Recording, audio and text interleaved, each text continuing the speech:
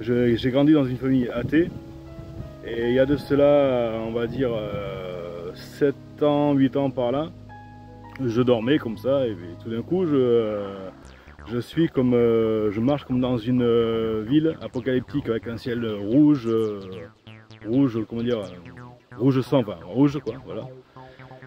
Les murs des maisons étaient en cendres, il y avait une partie qui était détruite, d'autres debout, un peu en ruine en fait. Et là je marche, j'arrive sur un côté de mur qui faisait ma taille. Et là je me fais plaquer contre le mur par une espèce d'abomination rouge en fait, voilà. Et qui me plante littéralement les mains dans le torse qui écarte tout pour plonger sa tête dedans et tout manger dedans en fait, tout manger.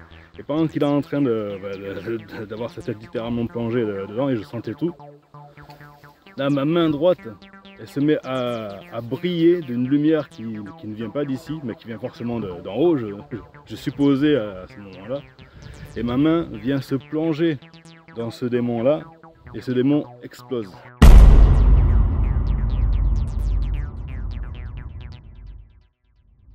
Juste avant d'entrer dans les vifs du sujet, rassurez-vous de vous abonner à la chaîne SPS Sauver pour Sauver afin de ne pas louper les prochaines vidéos. Et n'oubliez pas s'il vous plaît de partager, liker et de nous laisser un commentaire. Que Dieu vous bénisse. Bonjour frères et sœurs, je m'appelle Sébastien Galto. Aujourd'hui je vais vous parler de ma foi et de ce qu'elle a fait dans ma vie. Et je vais parler comme par exemple dans mes épreuves, ma foi, comment elle m'a nourri, comment elle m'a sorti de certains coups durs. Et montrer à certains, voilà, montrer à certains que la foi peut venir n'importe quand, n'importe où et qu'elle ne juge personne. Donc ça fait maintenant 2 ans et demi que je suis chrétien, mais ça n'a pas été toujours le cas.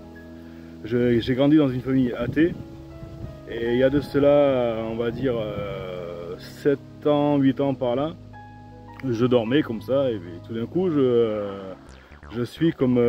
marche comme dans une ville apocalyptique avec un ciel rouge, comment dire, rouge sang, enfin rouge quoi, voilà.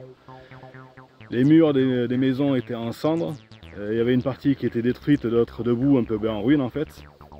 Et là je marche, j'arrive sur un côté de mur qui faisait ma taille. Et là je me fais plaquer contre le mur par une espèce d'abomination rouge en fait, voilà. Et qui me plante littéralement les mains dans le torse qui écarte tout pour plonger sa tête dedans et tout manger dedans en fait, tout manger. Et pendant qu'il est en train d'avoir sa tête littéralement plongée dedans et je sentais tout, là ma main droite elle se met à briller d'une lumière qui ne vient pas d'ici mais qui vient forcément d'en haut, je supposais à ce moment-là.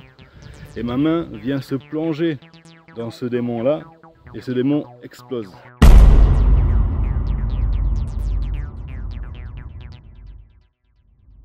Et là je me réveille et j'étais terrifié, voilà. Donc le temps passe et tout ça.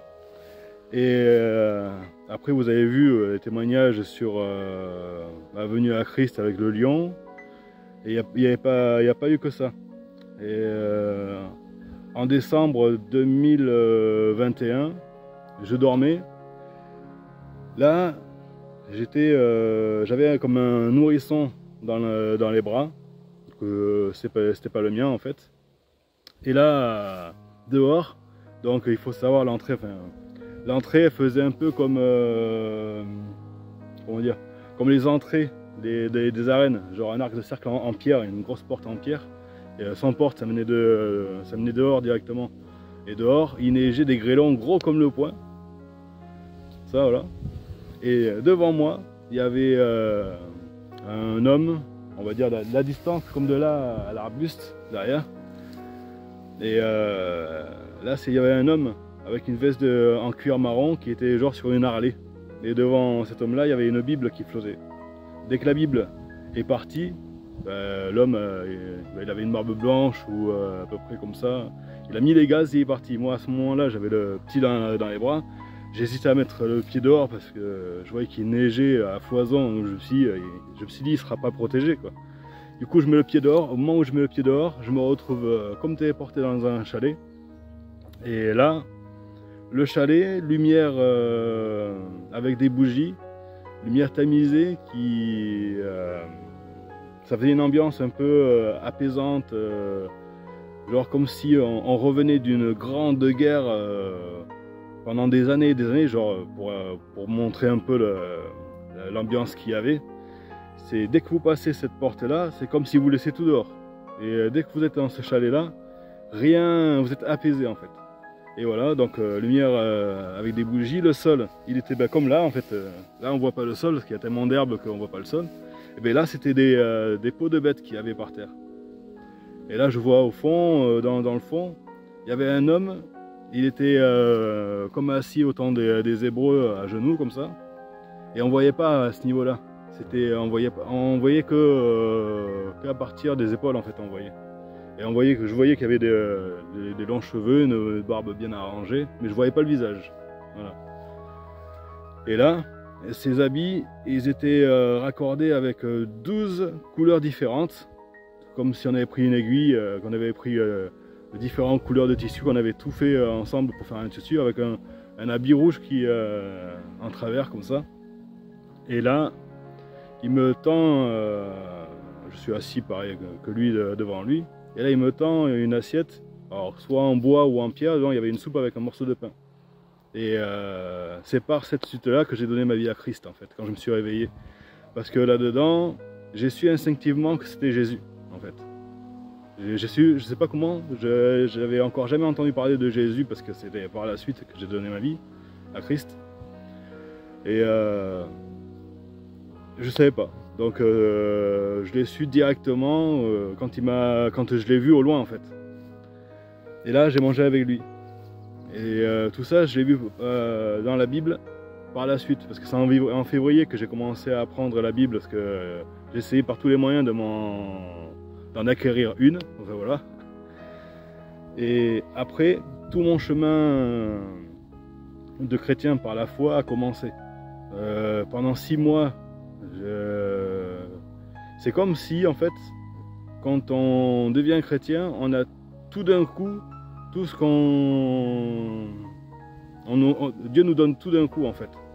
Moi je voyais carrément les gens, je voyais le visage qu'ils avaient, j'en voyais certains leur côté mal en fait, leur côté malsain, leur côté diabolique, qui portaient un masque et je voyais leur masque à certains. Après quand je regardais dans le ciel, je voyais carrément des signes dans le ciel. Par exemple le printemps quand on devient chrétien, il est juste extraordinaire, c'est d'autres couleurs. Le bleu qu'on voit ici là, moi je le voyais pas bleu, je le voyais bleu comme une émeraude, comme un diamant, mais genre limpide. L'herbe que vous voyez là, je le voyais pas vert comme ça, je la voyais verte, émeraude, mais comme si elle rayonnait de vie en fait. Voilà. Et donc je continue mon chemin en Christ. Et là, tout d'un coup, au bout de 6 mois, tout s'arrête d'un coup. Donc au bout d'un moment, je me dis pourquoi ça s'arrête tout d'un coup comme ça. Et là, je commence à apprendre, à approfondir la Bible. Je vois qu'on peut demander le baptême du Saint-Esprit. Donc je prie, je fais une prière pour l'avoir. Du coup, ça vient pas de suite, du coup je suis un peu frustré, je me fais bon d'accord, peut-être que ça arrivera plus tard. Au bout de 2 jours, j'étais en train de prier, il y a une chaleur qui est venue m'envahir en fait, et je me suis mis à plat ventre, je pouvais plus me relever. Je me suis mis à plat ventre et j'ai commencé à parler en d'autres langues. Il y en a qui l'appellent le parler en langue. Là, je pouvais pas le faire parce que c'est pas un truc qu'on le fait n'importe comment, ça vient du cœur en fait. Des fois ça m'arrive quand je prie, je parle en langue, mais là j'étais vraiment, on peut pas appeler ça en transe, c'était comme si j'étais là, mais en haut aussi en même temps. J'étais dans cet état là. Et ensuite, pendant 1 mois entier, Je dormais 2 à 3 heures par nuit, je me réveillais, j'étais frais, j'étais mais nickel quoi, j'étais le plus en forme qu'on puisse trouver quoi. Enfin, voilà. Mes prières elles étaient d'une efficacité, enfin, pas efficacité mais mes prières elles étaient limpides, elles étaient claires, c'était de l'eau qui coulait en fait, qui jaillissait de ma bouche, littéralement. Et quand je parlais à des personnes, je disais à quelqu'un, par exemple, ma mère en fait, je l'ai eu au téléphone, et on parlait comme ça, et puis elle me dit, mais tu sais, j'ai des problèmes de diabète et tout. Je dis, je coupe la parole à ma mère, et je lui dis, tu sais maman, ton problème de diabète, il a un nom, c'est son nom, c'est diabète. Dieu nous a donné toute autorité sur toutes les choses qui portent un nom. Et je dis, diabète, tu n'as plus d'emprise sur ma mère. Tu sors de son corps. Un mois après, elle m'envoie un message, elle me dit, je ne sais pas ce que tu as fait, mais ça a marché. J'ai plus de diabète. J'ai fait, ben, gloire à Dieu. Donc c'est ça la foi. La foi, c'est pas de se convaincre. Parce que se convaincre, c'est mentir à Dieu. La foi, c'est le cœur qui s'exprime. C'est Dieu qui s'exprime à travers nous. Et à travers des épreuves. Comme l'autre fois, j'avais un problème juridique. Ça remonte à plusieurs mois maintenant. Hein. Avec, voilà, je ne m'étalerai pas sur ma vie privée, mais voilà. Et ouais, là, le Seigneur me fait comprendre que si tu peux le dire. Bon, ok. Donc du coup, en fait, ça concerne mon ex-femme et ma fille que j'ai eu avec. Et c'est un problème juridique que j'avais eu. Et en y allant, mon père, du coup, vu qu'il est athée, j'essaie de lui parler, mais pour l'instant, bon voilà. Comme on dit, on plante la graine et puis on l'arrose peu à peu pour qu'elle pousse, quoi. Voilà, faut pas trop abuser non plus. Mais voilà, petit à petit. Et je lui dis à mon père, tu vois, là, on y va, on est en train d'y aller. Et je te le dis, dans le nom du Seigneur, dans le nom de mon Dieu, dans le nom du Seigneur Jésus-Christ, on y va et nos ennemis seront aveugles. Ils ne verront rien, ils ne pourront rien dire. Et bien on y est allé, et là, Dieu a agi. Nos ennemis, comme de par hasard, n'étaient pas venus. Et comment dire, ça a joué en leur défaveur en fait. Donc voilà, tout ça pour dire que la foi, elle n'a pas de limite. C'est ça en fait. La foi, elle n'a pas de limite. Dieu, une fois, il m'a éduqué dans une parole que je redis souvent, même à mes enfants. J'ai dit, celui qui limite Dieu dans sa vie, Dieu sera limité. Quoi qu'il en soit, quoi que vous fassiez. Si vous dites, ah mais j'y arrive pas, et puis là, si je prie, je suis pas sûr que Dieu fera. Mais attends frère, regarde, il a créé la terre, il a créé la lune, il a créé les voies lactées, il a tout créé. Comment il va pas faire quelque chose pour ne serait-ce que ton petit doigt ou quoi? Voilà. Et puis en plus, on parle souvent, des gens parlent du mal, des démons et tout ça. Alors mes frères et sœurs, sur ce point-là, je tiens à être précis. L'ange Lucifer est tombé sur la terre dans un éclair. Il a emporté avec lui un tiers du ciel qui s'est transformé en démons. Les anges du ciel qui sont devenus des je sais pas comment on appelle ça, des mauvais anges, enfin voilà, c'est devenu des démons par la suite. Voilà, ils sont sur terre.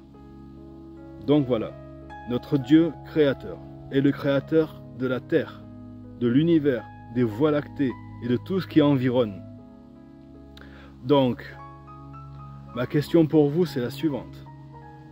Comment pensez-vous que le mal, que les démons auraient une certaine emprise sur vous qu'ils ne puissent déjà ne pas avoir d'emprise déjà sur la terre elle-même? Il faut que vous fassiez des prières efficaces envers les agents du mal. Et soyez-en sûrs que Dieu vous entend, parce que Dieu il est en vous. Dieu il est en chacun de nous. On porte en nous l'étincelle divine, chacun la porte, chacun. Parce que pour ça, justement, j'en viens. Parce que Dieu voulait que je parle d'un des songes que j'avais eu en avril 2022. 2022, oui. Et en fait, voilà, je dormais. Et là, tout d'un coup, je me réveille, genre comme là dehors, là. Mais genre, il faisait un temps, c'était l'orage, quoi. L'orage, un peu noir, tempête, un peu comme... Et puis, au loin, genre, comme au loin, là-bas, voilà. Il y a une tornade qui arrive, mais qui se dirige comme un doigt, comme ça, là. Et qui, en son sein, dans la tornade, il pleuvait normal. Et dans la tornade, il y avait des poissons qui remontaient. Et dans chaque poisson, il y avait une étincelle. Une étincelle comme une étoile, comme un mec quand elle brillait, comme j'expliquais. Et dans chaque poisson, voilà, il y avait une étincelle. Et j'ai eu plein de songes comme ça qui fait référence aux poissons. Et là, j'ai vu récemment, je suis tombé sur, je me suis posé la question pourquoi et tout ça. Et bien, je suis tombé directement récemment sur une vidéo. Et c'est un enfant qui l'explique en plus, qui parle pourquoi le poisson, et on le retrouve beaucoup dans la Bible. Et en fait, c'est il y a un siècle après Jésus-Christ, en fait, le sigle du poisson, les hiéroglyphes, comme ça. Enfin, je peux pas montrer comme ça, mais on fait un poisson comme ça, on fait comme une croix, comme ça, et on revient. Et en Égypte, autant des Égyptiens, les hiéroglyphes comme ça en poisson, ils se reconnaissaient comme ça, c'était un hiéroglyphe de code pour les chrétiens, pour qu'ils puissent passer dans telle rue, ou bien quand il y avait des assemblées de prière, ils suivaient justement ce poisson-là pour y aller. Et c'est depuis Christ en fait que le poisson existe. Et quand j'ai fait plusieurs rêves comme ça qui rappellent le poisson, et là je me suis dit, et par la suite j'ai fait forcément merci Seigneur, quoi. Merci Seigneur pour ce chemin, parce que dans chaque rêve, à chaque fois je me demandais, est-ce que c'est bien toi, est-ce que c'est bien ton œuvre, est-ce que c'est pas l'œuvre du diable qui essaye de me séduire? Et par l'œuvre, par les signes, le signe du poisson, en fait, ça me donne l'assurance pour dire c'est bien Jésus, c'est bien le Seigneur qui me guide dans les apprentissages de la Bible, de par les songes et de par les visions. Donc voilà, mes frères et sœurs, je veux faire cette prière pour vous, pour ceux qui cherchent le Seigneur. Voilà. Seigneur Jésus, accueille en ton sein mes frères et sœurs, ainsi que tous ceux qui te cherchent, Seigneur. Fais en sorte que tous soient touchés par ton Esprit Saint, Seigneur. Que tous viennent à toi, Seigneur. Guide-les, réconforte-les, nourris-les de ta sainte parole, Seigneur. Offre-leur, Seigneur, ta force, ta joie, ton amour, Seigneur. Car tous sont tes enfants, Seigneur, et tu nous aimes comme le plus parfait des enfants. À toi soit toute la gloire pour des siècles et des siècles. Amen. Les frères et sœurs, je vous dis bonne journée à vous, portez-vous bien et que le Seigneur vous bénisse. Amen. Si vous avez été béni par ces enseignements, ces temps de louange et d'adoration, ces témoignages, n'hésitez pas à vous abonner sur cette chaîne SPS Sauvé pour sauver. SPS Sauvé pour sauver, l'évangile de Christ pour les saluts des âmes. Ici, nous témoignons de Jésus. Que Dieu vous bénisse.